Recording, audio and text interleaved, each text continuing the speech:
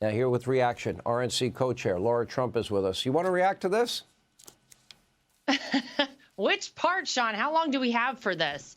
I got to be honest with you. You got as much time as you need. You're a smart, intelligent woman and powerful, well, too. I appreciate that. Don't tell Mark Cuban that, because he'll tell you differently. But the whole thing is really amazing. They have been incredibly direct in what they think of the American people. Go back to Hillary. Deplorable, irredeemable, smelly Walmart people. Remember that? Remember how they've called us all fascists and Nazis? Obviously, we're garbage, according to Joe Biden. And any woman who would consider Donald Trump, who wants, I don't know, a great economy, safety and security around our country, a closed border, peace instead of wars around the world, apparently we are weak and stupid. Well, I don't think so, Mark Cuban. Take a look around. You obviously heard from Susie Wiles. She had that very nice post. You had Kellyanne Conway, the first woman, by the way, who ever successfully ran a presidential campaign when Donald Trump won in 2016. And by the way, before it was actually politically advantageous for anybody, and before people were really doing things like this, Donald Trump, when he built Trump Tower, Sean, hired a woman to do that job. If you go look at the Trump Organization, the top executives and some of the people who have been with Donald Trump the longest are women in his company. This whole idea that any of us are being called all of these names is totally ridiculous. You're right. You know what the American people want to hear about? How are you going to make my life better? What is it you're going to be able to do over the next 4 years that is going to be a reason I'm going to vote for you? Donald Trump did it for 4 years. We had a great country when he was president. Women are smart enough, Mark Cuban, to know that. And I think it's really amazing to see how outraged they were with Donald Trump in a garbage truck driving to a rally in Wisconsin.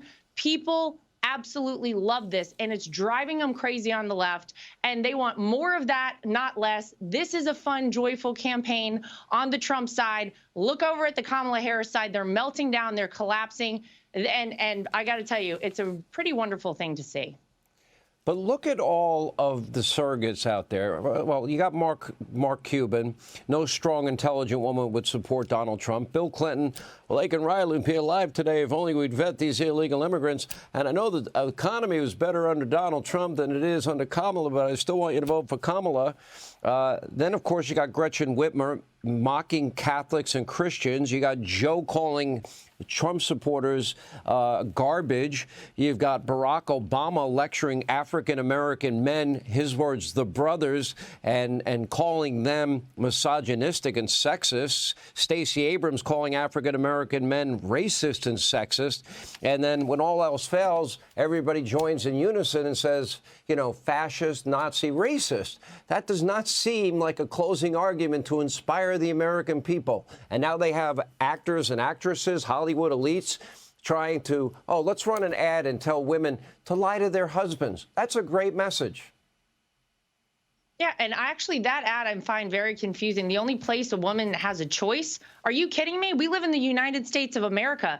This is the greatest country on earth to be a woman. It's really outrageous, but this is the problem, Sean, when you actually don't have a closing argument, when you know that the product you're trying to sell to the American people is something they just simply don't want to buy. No one wants to buy 4 years of Kamala Harris. We've just suffered through that for the past 4, and we could not survive another 4, just like we've had. And I think we all know they would be far worse if Kamala truly became president. There's part of me that feels like some of these people do not want to see her in that White House. Maybe Joe Biden is one of those people. I don't know. I wouldn't be surprised if he might cast a ballot for Donald Trump this election.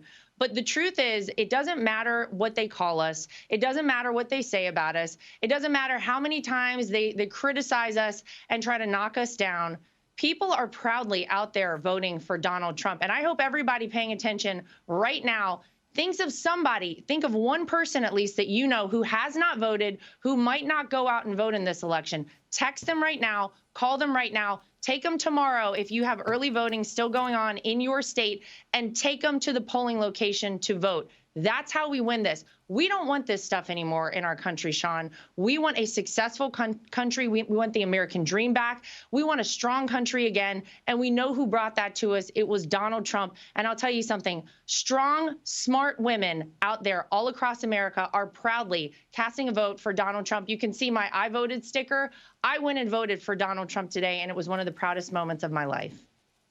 strong, smart, intelligent women are voting for Donald Trump. And African Americans never did better. And we put the numbers up many times in terms of economic growth and gains and unemployment, all-time lows.